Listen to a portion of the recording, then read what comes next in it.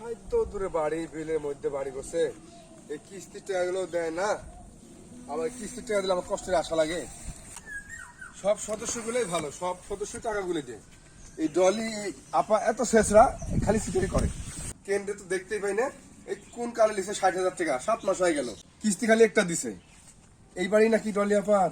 আর সাধ্য রাস্তা আসনু, বাপ রে বাপ, এই বাড়ি বোধহয় ডলি আপার। সিটার আছে, সিটার না হলে এভাবে আমাকে আশা লাগে। কেন্দ্রের টাকাটা দিলে তো হয় যা। তার ভাতার আছে নাকি আছে তাই দেখবো। ভাতার আলা মহিলা তো এত সিটার হয় না। দেখি তো বাড়িতে আছে নাকি না, এই বাড়ি নাকি এই দেখবো না। এই ডলি আপা আসলেন? ডলি আপা, আমি মোস্তাকিন, খুলেন তো। সমিতির লোক, এনসিডিপি ব্রাক। আসসালামু আলাইকুম। আপনি এত বড় বেদব কেন? আপনি কেন্দ্রে টাকা দিচ্ছেন না? হ্যাঁ, ফাঁকির বাড়িতে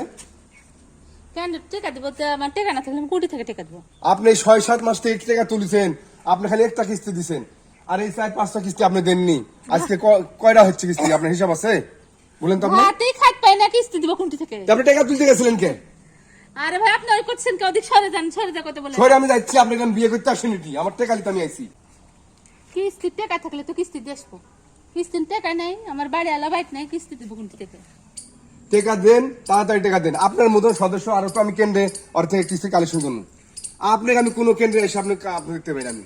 টাকা নাই রে ভাই, টাকা করতে দেবো আমি। আরে ভাই, টাকা নাই তো ওই কথা আমি শুনবো না ভাই, আমার তো চাকরি চলে যাবি। বাড়ি আলো বাড়িতে নাই, কোন থেকে? শুনেন, আমি 3 কিস্তি পকেট থেকে দিছি, আমি পারবো না দিতে। সাইলি না বাড়িতে, আমি 2 দিন থেকে রান দেইনি। চাল নাই থাকে না কে? চাল কিসের সামনে হাতা ধরছেন? চাল থাকে না কে?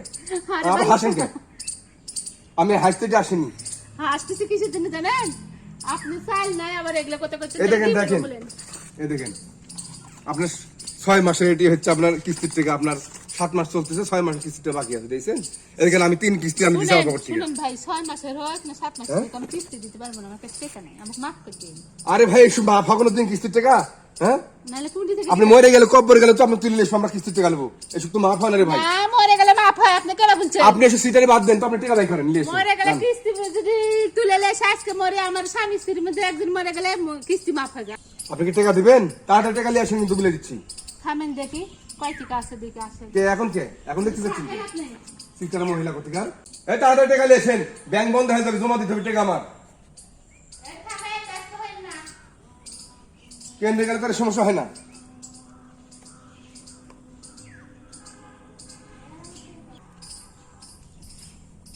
কয় টাকা নিয়ে আসলেন? যা দিছি দিছি ভাই, নেন। যা দিছিলে তো, আপনার 1800 টাকা বাকি আছে। এর আগে দিয়ে দেখেন কয় টাকা দিছি। 3 মাসের 1800 টাকা বাকি আছে, আমি তো পকেট থেকে 3 মাসের দিছি, ওটা পরে দিয়ে নাইলে। তো এটা আপাতত লেন এখন। কয় টাকা কি? খালি তো 1000 টাকা। তোমার লিয়ে চলছেন তো, আজকের মতো মাফ করেন। এই আপনি দেখতেছেন অন্যরকম মহিলা দেখতেছি। এই দেখো আবার নেন কোনটা? না না, আপনি সব টাকা দেন তো। টাকা দেন তো, এটা দেন। আরো টাকা লাগবে, দেন আপনি। চলছেন তো। এই, মহিলা দেন, টাকা দেন। আর টাকা দিতে পারবো না। আপনি আমার বিয়ে দেবেন? কি বলে কইছ আমাকে বিয়ে করবেন? দেখে আপনি? দেশ